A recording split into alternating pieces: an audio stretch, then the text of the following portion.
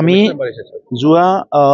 15 দিন মানৰ পৰা মেলেৰিয়াটো খুব সিৰিয়াসলি লৈছো আৰু কোকৰাঝাৰত ইতিমধ্যে বহুত জায়গাত মেলেৰিয়া কেম্প পাতা হৈছে আৰু কিছুমান সাইডত অলৰেডি মেলেৰিয়া যথেষ্ট ইমপ্ৰুভ হৈছে মই আমাৰ হেলথ ডিপাৰ্টমেন্ট বিটিসি আৰু হেলথ ডিপাৰ্টমেন্ট অসম লগতে Kokrajhar deputy commissioner and team মই ধন্যবাদ জনাব বিচাৰো আৰু আমাৰ মেডিকেল কলেজ বিশেষকৈ কোকৰাঝাৰ মেডিকেল কলেজ সবে মিলি প্লে আজি মেলেৰিয়া সিচুৱেশনটো ইমপ্ৰুভ কৰিবলৈ সবে লাগি আছে আৰু অলপমান ভিজিবল এটা ইমপ্ৰুভমেন্ট আহিছে ৰাইমানাৰ ফালে নতুনকৈ কেছ বাঢ়িছে বুলি শুনিছো কাৰণ সেই অঞ্চলত কেম্প পাতা হোৱা নাছিলে আৰু এই অঞ্চলত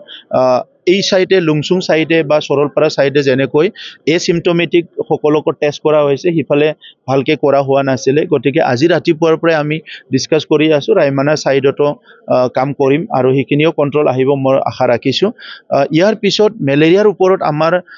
কামটো কন্টিনিউ হ'ব কাৰণ আগৰ বহুত বছৰ আগৰ বিলাকত মেলেৰিয়া বহুত হৈ আছিল মাজতে মেলেৰিয়া প্ৰায় কমি গৈছিল এই বছৰ মেলেৰিয়াৰ যেটো সংখ্যা বাঢ়ি গল মেলেৰিয়া কেছৰ এটো আমাক অলপমান শক কৰিছে কাৰণ এটো পিএফএ হোক বা পিবিএ হোক এনি কাইন্ড অফ মেলেৰিয়া এটো কন্ট্ৰোল কৰিবৰ কাৰণে